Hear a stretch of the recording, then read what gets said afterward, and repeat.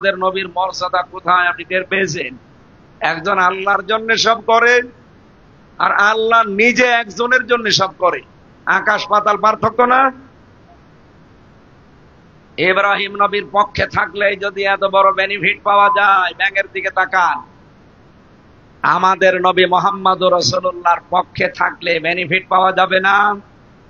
ওনার পক্ষে থাকবেন কি নিয়ে? আমরা সামনে আসবো, ওনার কথা যখন আসবে এই পয়েন্টে, সেই সময় আসবো ইনশাআল্লাহ। তেলাওয়াত করেছিলাম সূরা কসস।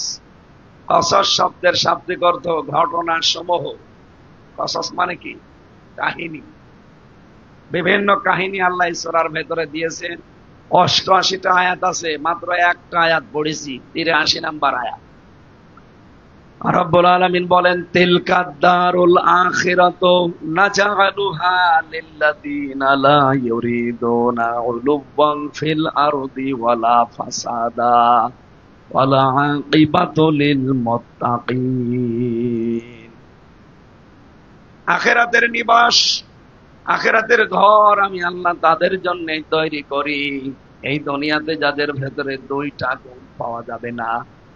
এক নম্বরে উলুওয়ান ফিল আরদি, জমিনে যারা উলু প্রকাশ করে না, ঔদ্ধত্য, অহংকার, কি হনুরে, এই ভাব যাদের ভেতরে থাকবে না। ওয়ালা ফাসাদা, পৃথিবীতে যারা বিশৃঙ্খলা তৈরি করবে না। এই গুণ দুইটা যাদের ভেতরে, হে নবী আপনি পাবেন।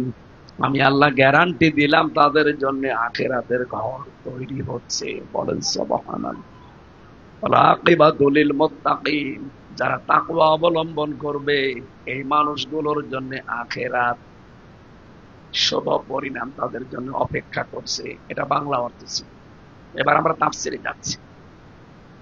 এক নম্বরে এখানে পেয়েছি তিলকাদ দার।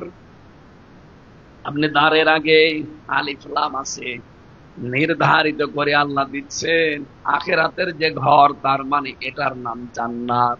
এটার নাম কি? আখিরাতের এই জান্নাতের এই ঘরগুলো আল্লাহ শুধুমাত্র, কেবলমাত্র, একমাত্র তাদের জন্যই বানাবেন। লিল্লাযিনা লা ইউরিদুনা, যারা চায় না উলুওয়ান ফিল আরদি, জমিনে ঔদ্ধত্য প্রকাশ করতে চায় না, অহংকার করতে চায় না, নিজেকে প্রকাশ করার জন্য, প্রচার করার জন্য যারা চায় না কিছু মানুষের কাছে। ওয়ালা ফাসাদা, জমিনে বিশৃঙ্খল পরিবেশ তারা তৈরি করতে চায় না। এখানে ফাসাদের প্রায় 29টা অর্থ আছে। ফাসাদ মানে বিশৃঙ্খলা, ফাসাদ মানে এই যে বোমাবাজি করে, ফাসাদ মানে মানুষকে যারা বিনা কারণে মামলা দিয়ে ধরিয়ে দেয়, এটাও ফাসাদ। আর এটা 15 বছর বেশি ছিল না? এই কথা বলেন না কেন? এই ফাসাদকে মোকাবেলা করার জন্য কিছুদিন আগে বাংলাদেশে একটা গজব নাজিল হয়েছিল।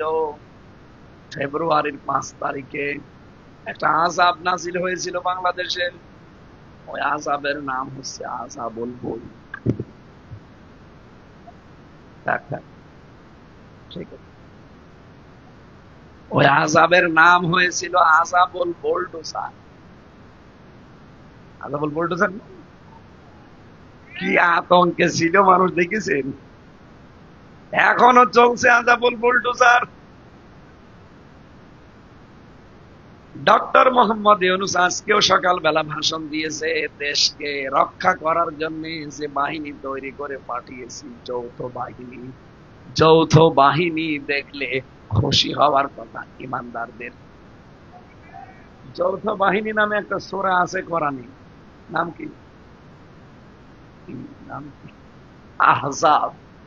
আহজাব মানে যৌথ বাহিনী। এই আহজাবের 22 নাম্বার আয়াতে রব্বুল আলামিন 1500 বছর আগে জানিয়েছে, অথচ আমার মনে হয় ফেব্রুয়ারির 5 তারিখের পর থেকে আয়াতটা আরেকবার নাযিল হয়েছে। ওয়ালাম্মা রাআল মুমিনুনা আহজাব।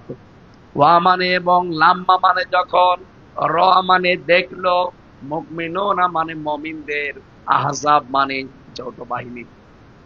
মুমিনদের একটা দল যখন দেখলো যে যৌথ বাহিনী কাজ করছে, তখন এরা এত বেশি খুশি হয়েছে, কলু, তারা বলতে আরম্ভ করেছে, হাদা মা ওয়াদানাল্লাহু ওয়া রাসূলুহু ওয়া সাদাকাল্লাহু ওয়া রাসূলুহু ওয়া মা যাদাহুম ইল্লা ঈমানা ওয়া তাসলিমা।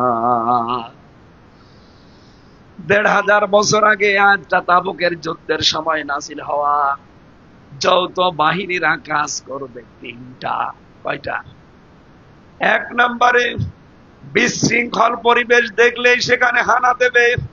২ নম্বরে নেশা দ্রব্য, যারা ওই যে ইউনূস সাহেব বলছিলেন মাদক বলতে শুধু লাল পানি না, এ বাবাও মাদক। বাবা মানে এই বাবা না, ইয়াবা। যত রকমের নেশাদ্রব্য জিনিস আছে এগুলো ধ্বংস করার জন্য কিন্তু যৌথ বাহিনী অলরেডি লেগে পড়েছে। বলছিলেন না যে সব নিয়ে কিন্তু দল তৈরি করা, এর ভেতরে আর্মি আছে, বিডিআর আছে, পুলিশ আছে, যত বাহিনী বাংলাদেশে সব দিয়ে যৌথ বাহিনী চালাচ্ছে। কখন না জানি কার বাড়িতে যে হাজির হয়। ৩ নম্বরে নিরাপত্তা দেওয়ার জন্য এই বাহিনী কাজ করে যাবে। আল্লাহ পাক বলেন, মুমিনদের একটা দল যখন যৌথ বাহিনী দেখে তখন তারা আনন্দ করে। আর সবচাইতে বড় নারাজ হয়, অখুশি হয়, ঝামেলায় পড়ে তারা যারা খুনি, যারা বিশৃঙ্খলা তৈরি করে, ফাসাদ তৈরি করে। সুতরাং যারা পালিয়েছে তাদের উস্কানিতে পড়ে যদি এই দেশে এখন কেউ নতুন করে বিশৃঙ্খলা তৈরি করেন, গোপালগঞ্জের মতো পেছনে লাল হয়ে যাবে। একবার চালিয়েছিল না যৌথ বাহিনী, দেখেছিলেন না কি লাল, বান্দরের পেছনের মতো লাল হয়ে গিয়েছিল। ওই সময় শুনতাম গোপালগঞ্জ থেকে কেউ যদি ঢাকায় আসে, বসে আসলে ৩০০ টাকা, দাঁড়িয়ে আসলে ১০০০ টাকা। বসে আসবে কি করি? এখন যেহেতু শুধু গোপালগঞ্জ না, সারা দেশের জন্য যৌথ বাহিনী ডেভিল হান্ট চালাচ্ছে। এর বাংলা কি? শয়তানের খোঁজে। আসলে যারা দুনিয়াতে বিশৃঙ্খলা তৈরি করতে চায় ওরা আল্লাহর বান্দা থাকে না, ওরা হয়ে যায় টাটকা নির্ভেজাল শয়তান।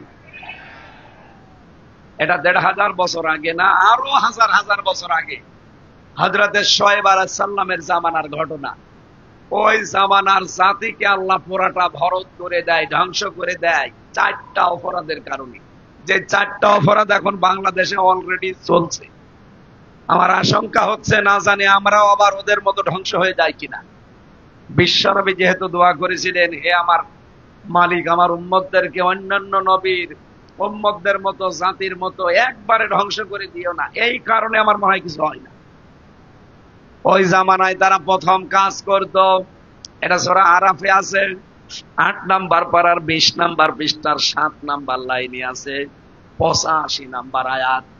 রব্বুল আলামিন বলেন, ফাউফুল কাইলা ওয়াল মিজান ওয়ালা তাবখাসুন নাসি আশিয়াআহুম ওয়ালা তুফসিদু ফিল আরদি বা'দা ইসলাহিহা ইলা আখির আয়াত। ওই জামানায় শুআয়ব নবীর জাতিকে আল্লাহ যে ধ্বংস করেছিলেন ৪টা কারণে। প্রথম নাম্বার কারণ, তারা ওজনে কম বেশি করত। কিসে? এই ওজন মনে করেন কি শুধু দাড়ি পাল্লায় ওজন? হ্যাঁ, না। এই যে আমি চেয়ারে বসে আছি, এখান থেকে যে কথাগুলো ডেলিভারি দেয়, এটাও একটা ওজন। কারণ যেই কথা যেই পরিবেশে, যেই সমাজে, যেখানে বলা দরকার ওই কথাগুলো ওখানে না বলার মানেই হচ্ছে আপনি ওজনে কম বেশি করছেন। আজ প্রাইমারি থেকে একেবারে বিশ্ববিদ্যালয় পর্যন্ত, নুরানি মক্তব থেকে দাওরা হাদিস মাদ্রাসা পর্যন্ত যারা শিক্ষক শিক্ষিকা, এরা কিন্তু নেওয়ার সময় ঠিক মতোই দেয়, নেওয়ার সময় ওরা আর দেওয়ার সময় ঠিক মতো দিতে চায় না। আল্লাহ পাক বলেন, ওয়াইলুল লিল মুতাফফিফিন আল্লাযীনা ইযা ক্তালু আলান নাসি ইস্তাওফুন। ধ্বংস হয়ে যাক ওই মানুষগুলো যারা ওজনে কম বেশি করে, নেওয়ার সময় বেশি নেয়, দেওয়ার সময় কম দেয়। আপনি বলেন তো, প্রাইমারি থেকে একেবারে বিশ্ববিদ্যালয় পর্যন্ত যারা শিক্ষক, যে যে সেক্টরে আছে, জ্ঞান না থাকলে এমনি তার শিক্ষক বানিয়েছে। বলেন, একটা শিক্ষক হতে হলে কত জায়গা থেকে কত জ্ঞান তারে আহরণ করা লাগে, অর্জন করা লাগে। সে তো জ্ঞানগুলো ঠিক মতোই নেয়, কিন্তু দেওয়ার সময় এই জ্ঞান আর ডেলিভারি দিতে চায় না ক্লাসে। তখন বলে প্রাইভেট পড়া লাগবে, কোচিং করা লাগবে। আমি আজকে কুষ্টিয়া ভার্সিটিতে ছিলাম সকালবেলা। আমার যিনি ডিন, উনি ডাক দিয়েছিলেন, সামনে একটা অনুষ্ঠান। আমি মাঝে মাঝে বলি ওনাদের কথা, উনি মনে হয় শুনিয়েছে কোনো জায়গায়। একটা বিশ্ববিদ্যালয়ের শিক্ষক হতে হলে ডক্টরেট ডিগ্রি যারা অর্জন করে কত পড়াশোনা করা লাগে আপনি জানেন? কমপক্ষে 24 ঘন্টার 18 ঘন্টা লেগে থাকা লাগে। আমি স্যারের বাড়িতে রাত 2টা 2:30টার সময় যেয়ে দেখেছি বইগুলো সব মেলানো। স্যার এত রাতে? বলে কালকে বেশি পড়তে পারি নাই, এ রাত 2:30টার সময় ঘুমিয়ে পড়েছিলাম, বইগুলো এখনো সাজানো হয়নি। বেশি পড়তে পারে না, রাত 2:30টা বেজেছে। বেশি পড়লে কয়টা বাজতো? বিশ্ববিদ্যালয়ে যারা ক্লাস নেয় আমি দেখেছি 45 মিনিটের একটা ক্লাস নিতে হলে কমপক্ষে তারা অন্তত 20 ঘন্টা ওই সাবজেক্টের উপরে, লেকচারের উপরে পড়াশোনা করা লাগে। কারণ সামনে যারা বসে আছে, এই যে 80 জন ছেলে মেয়ে, সবগুলো ম্যাগনেট। এরা তো আর এই জগা খেচড়ি বসে নেই। আপনি আন্দাজে যা বোঝাবেন ওরা বুঝে ফেলবে, এমন প্রশ্ন করবে বাপ বলে ফেলবে। অন্তত প্রশ্নের জবাবগুলো দিতে হলে ওই সাবজেক্টের উপরে 20 থেকে 25টা বইয়ের রেফারেন্স দেওয়া লাগে। আপনি না পড়লে বলবেন কি করি? আমি বললাম, স্যার আপনারা এই যে ক্লাসগুলো নেন, 82টা ক্লাস নেওয়ার কথা সেমিস্টার হিসাবে, অথচ ভার্সিটির অধিকাংশ শিক্ষক, আমি জানি এটা রেকর্ড হচ্ছে, কালকে শুনবে স্যাররা, আমি সবাইকে বলছি যেহেতু আমাদের আখেরাতের ঘর দরকার, আপনারা 82টা ক্লাসের ভেতরে 2টা 3টা নেন, বাকিগুলো সব আল্লাহর রাস্তায় মাফ করে দেন। কি করেন সময়গুলো? রাজনীতি করে বেড়ান। আর বাকি কি করেন? বিভিন্ন প্রাইভেট বিশ্ববিদ্যালয়ে যে টাকা খান আর ক্লাস নেন। কুষ্টিয়া বিশ্ববিদ্যালয়ের নামের আগে কি লেখা আছে? ইসলামী। ইসলামী লেখা থাকে, এই যদি এই করে, বাকি যেখানে ইসলাম নেই। আমি তো জাহাঙ্গীরনগরে প্রথম বছরে পরীক্ষা দিয়েছিলাম, ওখানে তো বাবা শাহজালাল সব হালাল। ওখানে দর্শনের সেঞ্চুরি করে মিষ্টি খাওয়ায়। বলেন তো এই মানুষগুলো নেওয়ার সময় একটা শিক্ষক কত জ্ঞান অর্জন করে, দেওয়ার সময় ডেলিভারিতে আর দিতে চায় না। ক্লাসে যে দেবে না, বলে প্রাইভেট পড়ে লাগবে, বাড়িতে আসিস, অমুক সময় কোচিং এ আসবে, তখন ঠিক করে দেব। আপনার জীবনে এই টাকা হালাল হবে? বলেন। এই যে ওজনে কম বেশি আরম্ভ হয়ে গেল, এই 15.5 বছরে কত কিছু উপর থেকে ওজন করেই দেয় সরকার, কিন্তু এই নাটোরের সিংড়া খেজুরতলা পর্যন্ত আসতে আসতে এগুলো আর ওজন ঠিক থাকে না। এমন এমন লোকের পেটে চলে যায়, পেট কেটে বের করারও কায়দা নেই। কি ওর পেটের ভেতরে হয় ব্রিজ পাবেন, কালভার্ট পাবেন, রাস্তা পাবেন, গরিবের কাবিখা পাবেন, এই কথা বলছেন কেন? এমনকি কোলাকুলি করতে যে পেটও পাবেন না। ধাক্কা লেগে বুক, কোথায় বুক, ওর পেট চেরবেন, দেখবেন বিশাল রাস্তা খেজুরতলা বের হয়ে চলে আসতেছে। অথচ নেওয়ার সময় কিন্তু উপর থেকে ঠিক মতো ওজন করে নিয়ে আসে, দেওয়ার সময় আর ঠিক মতো দিতে চায় না। এই কথা বলেন না কেন? আমার ভাইরা, প্রত্যেকটা সেক্টরে এটা আমরা আজ দেখতে পেয়েছি, ওজন ঠিক মতোই দেওয়া হয় যখন বাজেট হয়। এই যে পাবনা রূপপুর পারমাণবিক কেন্দ্র, এখান থেকে কত হাজার কোটি টাকা এই রেহানা, আপনি সব এখন বের হচ্ছে। খালি হাসিনাকে মানুষ গালি দেয়। কয়েকদিন আগে একটা ভিডিও দিয়েছে যে আমারই একা দোষ, আর কারো দোষ নেই। আমার বোন যে এত কিছু নিল, তারা তো কেউ কিছু বলেন না। আমার বোনের মেয়ে এত কিছু করেছে, তারা কিছু বলেন না। যে অফিসার গুলো গুলি করে 2732 জন মানুষ মেরে ফেললো, তাদের কিছু বলেন না। যত দোষ সব আমি একজন মেয়ে মানুষ আমার। আসলে ঠিকই বলিস, সব দোষ ওর একা না। 1628টা চেয়ার ছিল এই দেশে, এই জালেমা মহিলাকে টিকিয়ে রাখতে যারাই ডাইরেক্ট ইনডাইরেক্ট কাজ করেছে সবগুলো দায়ী। আর আমরা চাই ইমিডিয়েটলি একটা চেয়ারে যেন এই জালেমরা আর না থাকে, সব পাল্টান। নতুন মানুষ যারা এই 15 বছর বৈষম্যের শিকার তাদেরকে এখানে বসান। অনেকে পাগল হয়ে গেছে, না নির্বাচন দাও। নির্বাচন কিভাবে দেবে? 15 বছরে যারা রাতের ভোট দিনে করেছে তারা এখনো 100 জনের 90 জন বসে আছে। আপনি নির্বাচন দিয়ে করবেন কি? আবার দিনের ভোট রাতে হয়ে যাবে। আপনি দেখছেন না বেঞ্জির কি বলেছে? প্রশাসনে এখনো 100 জনের 90 জন আমাদের। তোমরা আন্দোলন করো, আন্দোলন করে আগে নির্বাচনটা নিয়ে আসো, বিএনপি কে বসাই আমরা, এরপরে ওদেরকে উল্টাপাল্টা করে বিশৃঙ্খল পরিবেশ তৈরি করে নামিয়ে আবার আগে যা ছিল তাই হবে। শয়তান যে ফাঁদ পাতে আল্লাহ সব আগে ষড়যন্ত্র ফাইনাল করে দেয়। এই জন্য ষড়যন্ত্র এখন পা দেওয়া যাবে না। আমরা বারবার জানাচ্ছি, যারা দায়িত্বে আছেন খুব তাড়াতাড়ি সংস্কার করেন, এত সময় দেওয়া যাবে না। আপনি দেখতে পাচ্ছেন এই জালেমদের হাতে এখনো রক্ত লেগে আছে। কেন ওরা চেয়ারে বসে থাকবে? 1628টা চেয়ারে যারা ছিল 15 বছর, একটা চেয়ারে কেউ যেন না থাকে। পাগল হয়ে গেছে আমাদের এই চাঁপাইনবাবগঞ্জের হারুন আর হারুনের বউ। আমার মনে হয় ওদের পাগলা কুত্তা 2 জনকে কামড় দিয়েছে। এক লোক বিয়ে করে বাসর ঘরে রেখেছে, বউ এখনো বাসর ঘরে যায়নি। ওর শাশুড়ি যে বলছে, বৌমা কি করবা জানি না, আমার কিন্তু নাতি চাই। বলে, আরে মা সময় দেবেন না? কিছুক্ষণ পরে দাদি শাশুড়ি গিয়ে বলছে, ওই কি করবা জানি না, আমার কিন্তু পুতি চাই। দাদি শাশুড়ি একটু সময় দেন। দেবর আর ননদ যে বলছে, ভাবি কি করবা জানি না, আমাদের কিন্তু ভাতিজা চাই। আরে সময় দিবি না? কিছুক্ষণ পরে স্বামী এসে বলছে, কই কি করবা আমি জানি না, আমি ঘুমিয়ে গেলাম, আমি কিন্তু বেবি চাই। মহিলা এবার ঘুমটা ফেলে দিয়ে বলছে, তোর বংশ কিসব পাগল। একজন এসে চাই নাতি, একজন পুতি, একজন ভাতিজা, আর তুমি চাও বেবি আর ঘুমিয়ে পড়ো। আমি কি সব ডাউনলোড করে নিয়ে আসবো? আমার সময় দেওয়া লাগবে 10 মাস 10 দিন, এরপরে বাসর হওয়া লাগবে, তারপরে কারো ভাতিজা, কারো মেয়ে, কারো ছেলে, কারো নাতি, কারো পুতি, কারো বেবি সব হবে। কথা বলেন ঠিক কিনা? দায়িত্ব দিয়েছেন মাত্র আজ 6 মাস, তারপরেও 120টার উপরে আপনি আন্দোলন করে ফেললেন। 15 বছরে তো 20টাও করতে পারেননি। তারে কাজ করার মতো সময় দেবেন না? এখনো বাসরই হয়নি, 10 মাস 10 দিন যায়নি, ছেলে দেন, বেবি দেন, তো ওকে ডাউনলোড করে নিয়ে আসবে।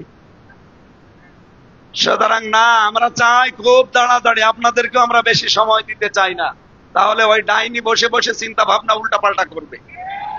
নির্বাচিত সরকারের হাতে যতদিন দেশটা না যাবে ওর ষড়যন্ত্র থামবে না। কথা বলেন না কেন?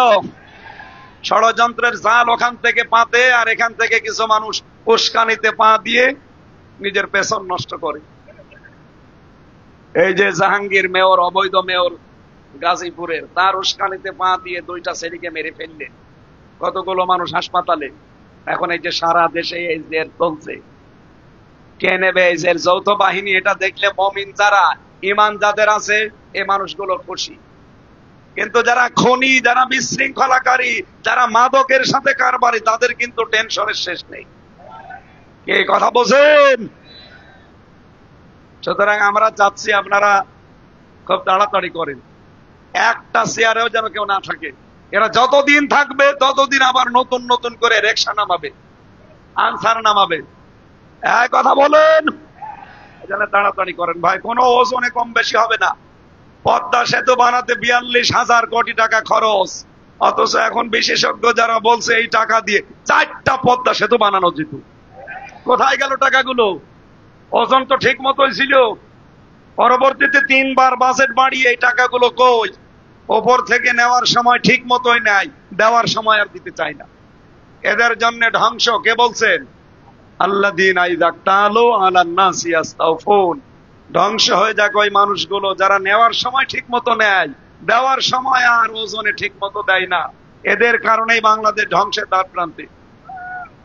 এই জন্য আমরা চাচ্ছি এমন মানুষের হাতে আমরা তুলে দিতে চাই যারা নেওয়ার সময় ঠিক মতো নেবে, দেওয়ার সময়ও ঠিক মতো দেবে। আপনি মাওলানা মতিয়ার রহমান নিজামী নেওয়ার সময় যা নিয়েছে, দেওয়ার সময় তাই দিয়েছে। আলী হাসান মুজাহিদ নেওয়ার সময় যা নিয়েছে ওজনে, দেওয়ার সময় তাই দিয়েছে। এইরকম মানুষ মাত্র 151 জন তৈরি করে দেন, এই দেশটা মিনি জান্নাত হয়ে যাবে। আর এই কথা বলতে গেলে কিছু চোর, কিছু চরিত্রহীন এই মানুষগুলো বলে হুজুর এটা রাজনীতি। যাদের আলাদা কোনো কর্মজীবন নেই, শুধু রাজনীতি তাদের কর্মজীবন, বুঝবেন ওটা বাটপার। এই কথা বলেন না কেন? আপনি তাকান, এই দেশে যারা রাজনীতি করছে অধিকাংশ গুলোর কর্মজীবন নেই, কিন্তু যাদের কর্মজীবন একটা আলাদা আছে, আর রাজনীতিকে যারা এবাদত মনে করে পালন করে, তাদের জীবনে চায়রানাও দুর্নীতি নেই। এত কিছু বলার পরও কিছু মানুষ বলে না হুজুর মনে হয় এটাই নিয়ে বলতো। এটাই নিয়ে বলতে মানে আমি তো বাস্তব দেখাচ্ছি।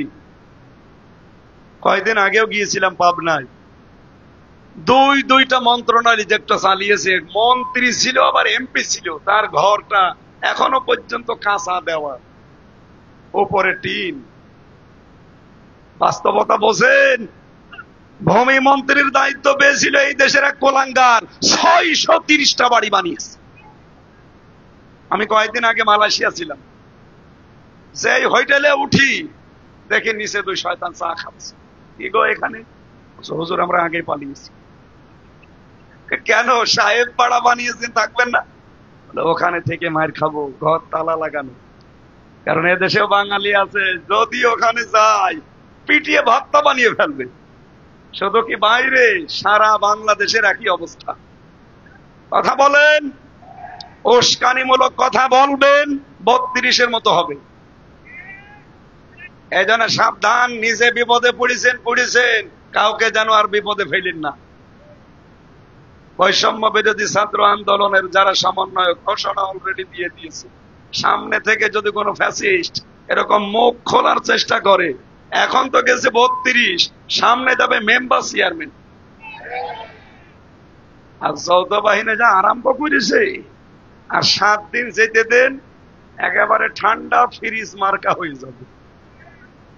যে পিটানো আমি দেখছি, যে পিটাই গো। আমি রিমান্ডে 10 দিন ছিলাম, বাস্তবতা কিছু আমাকে দেখিয়েছিল ওরা যে এরকম একটা চেয়ারে বসিয়ে দেয়, হাতের সাথে আর পায়ের সাথে ক্লিপ লাগিয়ে দেয়, মাথার সাথে ক্লিপ লাগিয়ে দেয়, কালো একটা টুপি পরা, ওদের একটা মেশিং আছে হাতের আর পায়ের সাথে মিল করা। এই নিয়ে শুধু এরকম সুইচ টিপ দেবে, আস্তে করে আপনার এই আঙ্গুলের নখগুলো খুলে যেতে।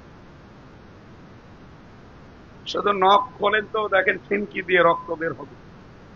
কি কথা বলে না কেন?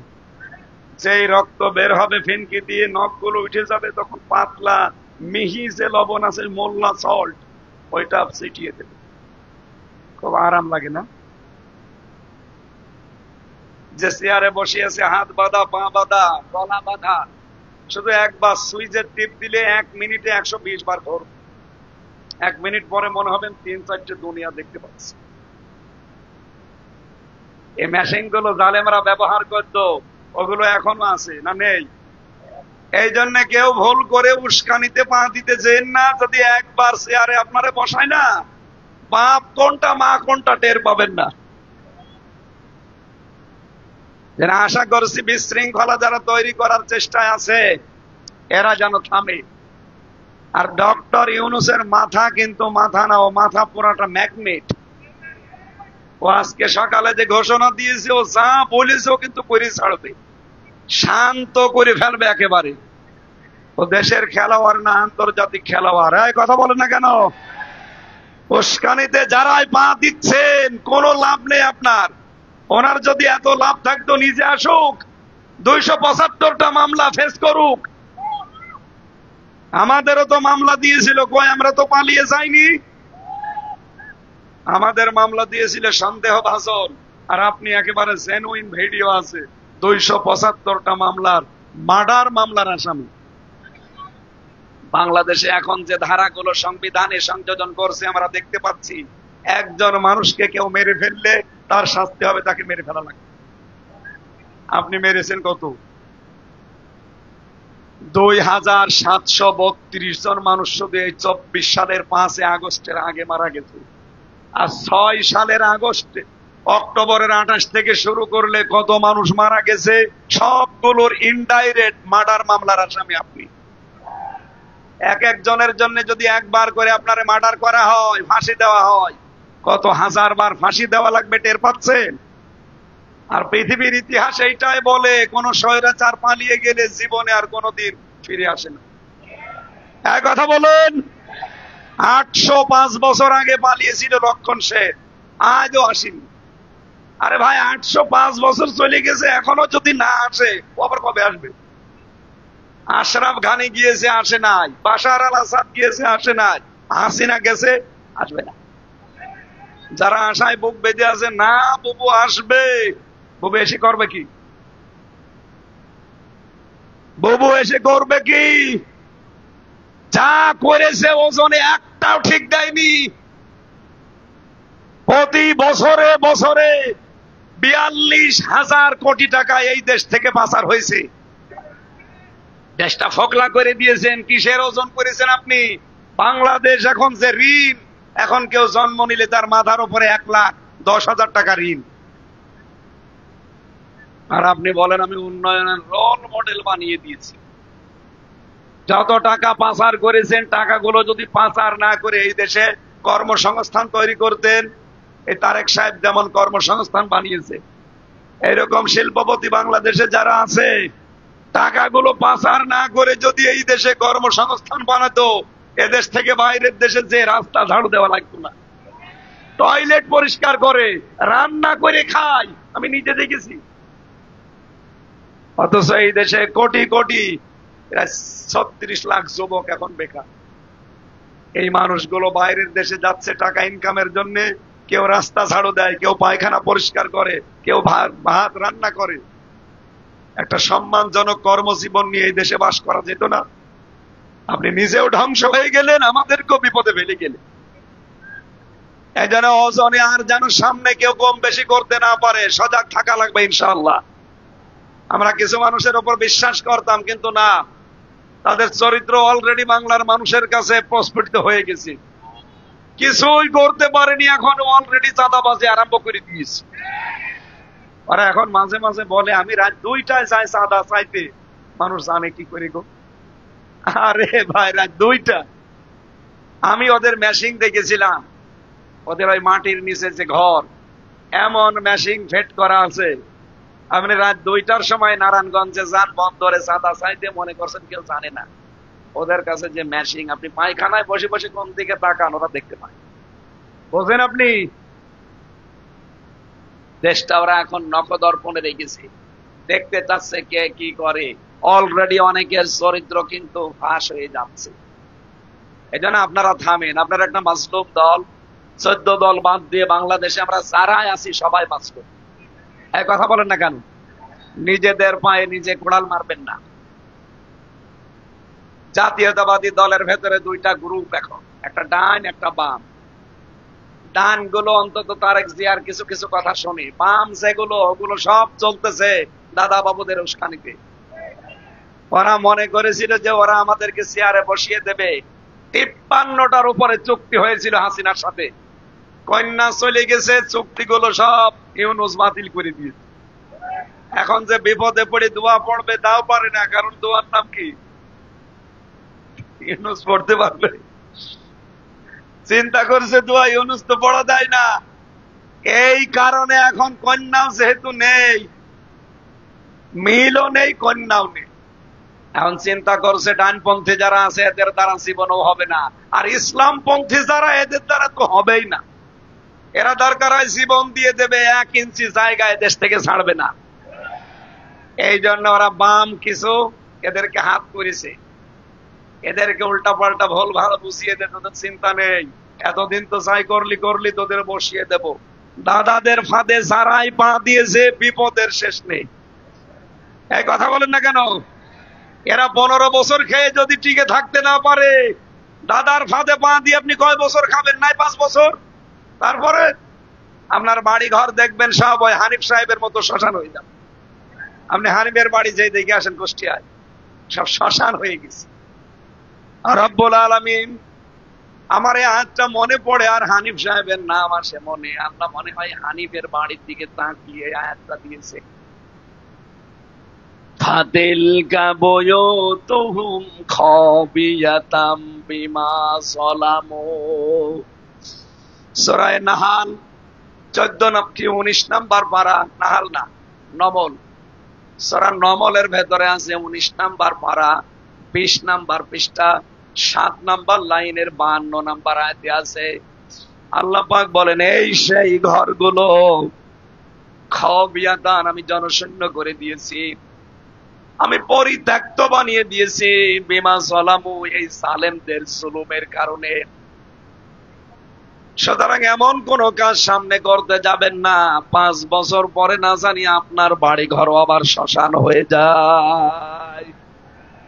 এর পরের অংশটা আল্লাহ আমাদের জন্য দিয়েছেন, ইন্না ফি যালিকা লাআয়াতাল লিকাওমি ইয়ালামুন, লামে তাকিদ। আল্লাহ বলেন অবশ্যই এর ভেতরে শিক্ষা আছে। ধানমন্দির এই বাড়ি ভাঙ্গার ভেতরে শিক্ষা এই, এখানে যত রকমের জুলুমের দুর্বিসন্ধি হইতো, এই কথা বলেন না কেন? বাংলাদেশে আমি জানি এবং বিশ্বাসও করি অধিকাংশ জালেমদের বাড়ির নিচে আর অফিসের নিচে দেখবেন আয়না ঘর আছে। আয়না ঘর না থাকলেও টর্চার সেল আছে। আল্লাহ এই জুলুমের কারণে এদের বাড়ি ঘরগুলো সব উজাড় করে দিয়েছেন। আগামীতে কেউ যদি উস্কানিতে পা দিয়ে আমার এই কাজ করেন, আপনার কিন্তু খবর আছে ভাই। এরা 15 বছর পরে যদি টিকে থাকতে না পারে, এদের ধ্বংস করেছে কে কেউ জানি না। আমরা ছাত্র জনতার নাম দিয়েছি না। সূরা আনাম 7 নাম্বার পারা, এটা 12 নাম্বার পৃষ্ঠা, 4 নাম্বার লাইনের 45 নাম্বার আয়াতের প্রথম অংশে পাবেন, ফাকুতিয়া দাবিরুল কওমিল্লাযিনা যালামু। আল্লাহ বলেন জালেমদের শিকড় কাটা হয়ে গেছে। কেটেছে কে? না না, আপনি আলেম, আলেম বসে আছেন, কতিয়া এটা মজুল, এর ফাইল কর্তা জানা নেই। কতিয়া এটা মজুল, যারা আলেম আছে তারা জানে, এর ফাইল কে কর্তা কে কেউ জানে না। জালেমদের শিকড় কাটা হয়ে গেছে, কেটেছে কে?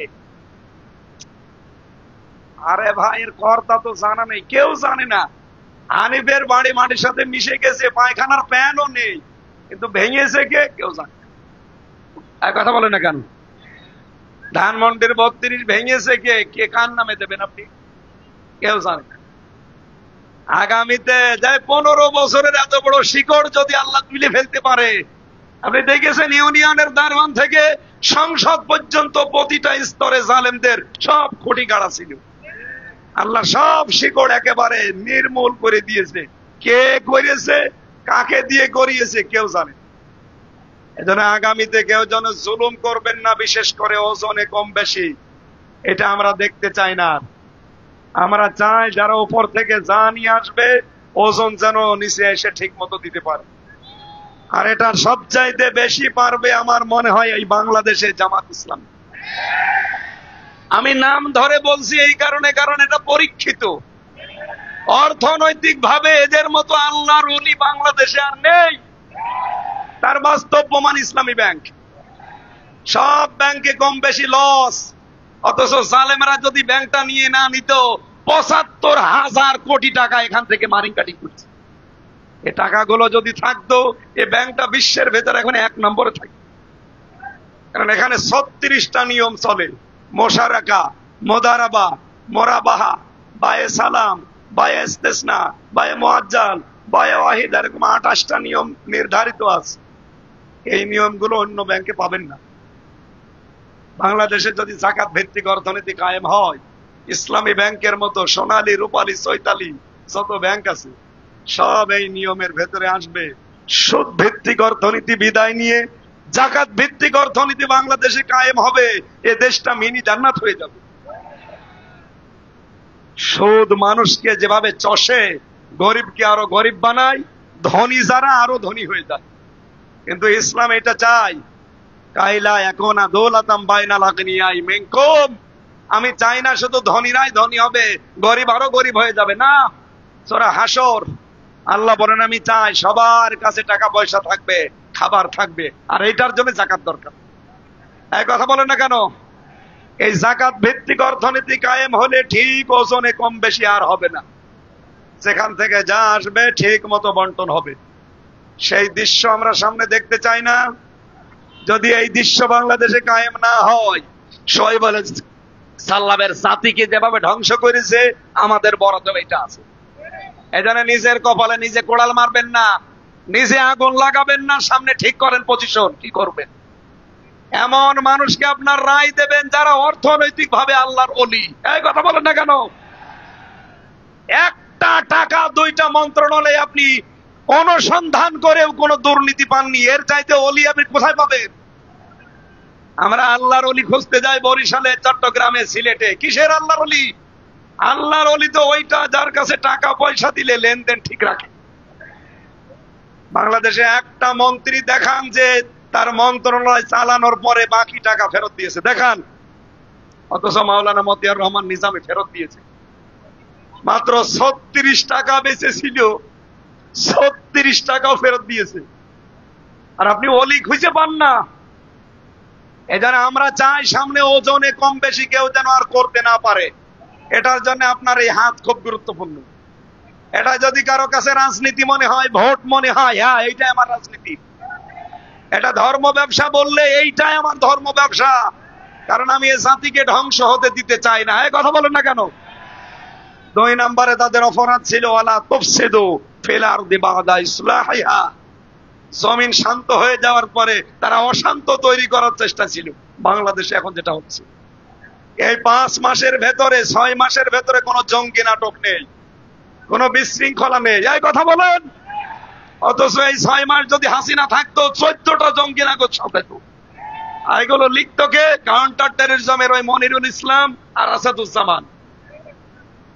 আমি নিজে তো রিমান্ডে এদের কাছে শুনেছি, এই শয়তানরা সব ট্রেনিং নিয়ে আসতো দাদার কাছে আর ওদের ওই সাদা চামড়ার কাছে এসে নাটক সাজাতো। এই যে মাওলানা বলছিল না, ওরা জঙ্গি নাটক সাজিয়ে এই দেশের মানুষকে, বিশেষ করে আলেম ওলামাদেরকে বিশ্বের কাছে কালার করত। আমার মতো একটা নিরীহ সাদা মনের মানুষ আমি, আমার নাম দিয়েছে আনসারুল্লাহ বাংলা টিমের প্রধান।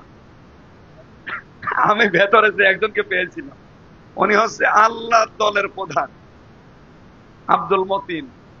আজ 22 বছর ছেলে আছে, আর ওনার ছেলে আছে, ওনার ছেলে হচ্ছে আল্লাহ দলের সেক্রেটারি। বাপ হচ্ছে সভাপতি, ছেলে হচ্ছে সেক্রেটারি। 2 বাপ বেটায় জেল খাটতেছে। আমি বললাম আপনাদের 8 লোকজন, বলছে বাংলাদেশে আর কেউ নেই। আমার বাপ সভাপতি, আমি সেক্রেটারি। কোন দল? আল্লাহ দল। আর আমারে দিয়েছিল আনসার আল ইসলামের প্রধান। কি ও ছাতা জীবনে নামই শুনি, অথচ 3টা বছর আমার জীবন থেকে কেড়ে নিল। যারা এভাবে মিথ্যা সাজিয়ে নিয়েছিল, কোথায় তারা? তাদের বাড়ি ঘরও এখন শ্মশান হয়ে গেছে। এখন মনে হয় বাড়ি ঘরে জিন বাস করে। এই কথা বলেন না কেন? এজন্য জমিন ঠিক মতো কিন্তু শান্ত হয়ে যাচ্ছে, সামনে আরো শান্ত হবে যদি এইটা আসে। আর এইটাকে বিশৃঙ্খলা তৈরি করার জন্য কেউ বুবুর ফাঁদে, কেউ বুবুর বোনের ফাঁদে পা দেন।